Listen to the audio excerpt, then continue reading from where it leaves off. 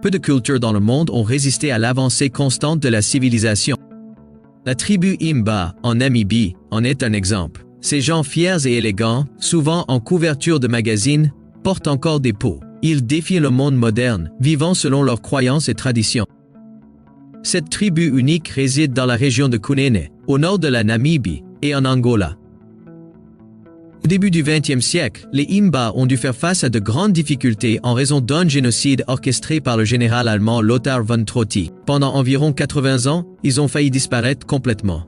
Une sécheresse dévastatrice a anéanti leur mode de vie, entraînant la mort de 90% de leur bétail, ce qui a poussé de nombreux membres de la tribu à quitter leur foyer pour se rendre à Opuwo, la capitale provinciale. Dans les années 1990, la tribu Himba a été officiellement reconnue comme le dernier groupe semi-nomade de Namibie. Ces derniers temps, on parle beaucoup d'eux, non seulement en raison de leurs coutumes fascinantes, mais aussi pour leur beauté naturelle incroyable. Fut peu, les membres de la tribu ont commencé à accueillir des visiteurs internationaux.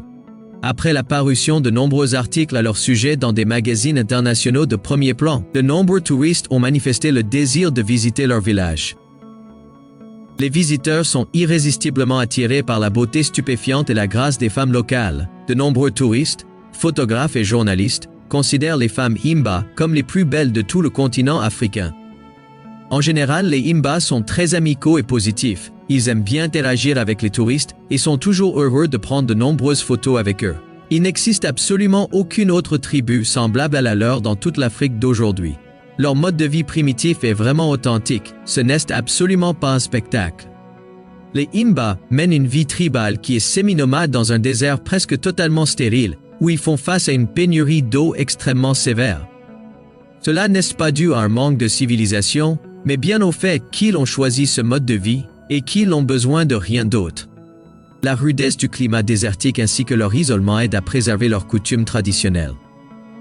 Les Himba vivent principalement de l'élevage de bétail. Leurs possessions principales sont surtout leurs vaches uniques, qui sont maigres mais robustes, et qui peuvent survivre des semaines entières sans eau, un peu comme les chameaux. Il est très rare que les Himba vendent ces vaches pour obtenir de l'argent. Les touristes achètent des souvenirs simples et des objets d'artisanat que les Himba fabriquent. Les Himba utilisent cet argent pour acheter du maïs, de la bouillie, du sucre, et aussi des friandises pour les enfants de la ville la plus proche. Elles n'ont besoin d'aucun vêtement particulier, sauf des pantoufles en plastique qui sont particulièrement utiles dans cet environnement désertique et rocailleux.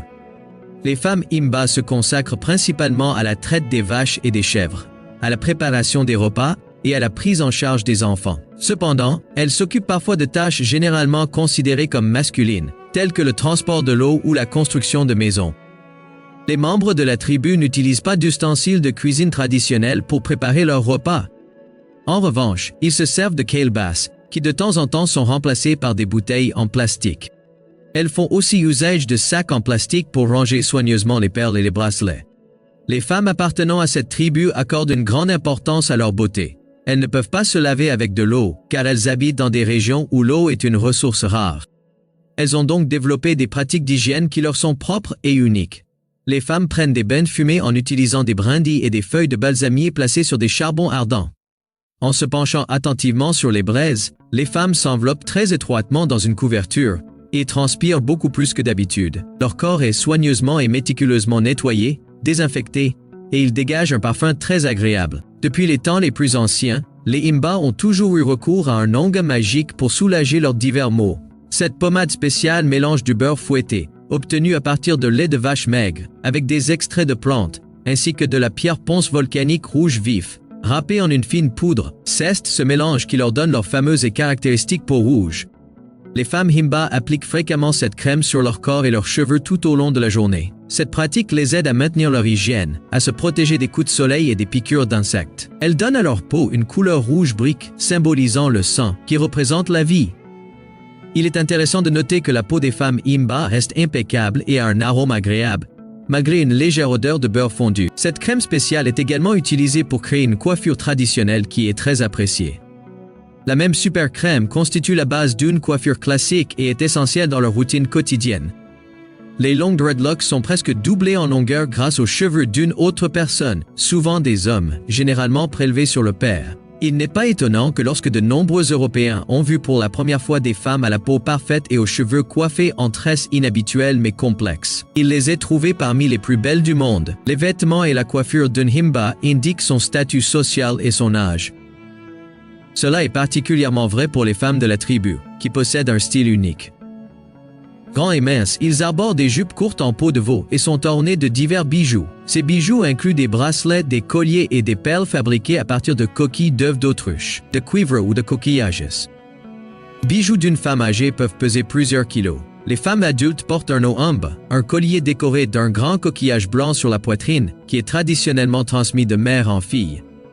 Elles portent aussi aux chevilles de magnifiques bracelets omohanga, faits maison, qui ajoutent à leur élégance. Ces bracelets ne sont pas seulement décoratifs, ils servent aussi de protection contre les morsures de serpents venimeux. La tenue traditionnelle des hommes inclut une bande de hanches et des sandales faites de vieux pneus. Cependant, il est de plus en plus fréquent que les hommes de la tribu optent pour des vêtements de style européen. Les enfants portent aussi un bandeau, mais il est désormais plus fréquent de les voir habillés de t-shirts et de shorts. Les himba résistent avec détermination à toute ingérence extérieure dans leur mode de vie. Ils ne savent ni lire ni écrire, et ils ont une compréhension limitée du monde qui les entoure.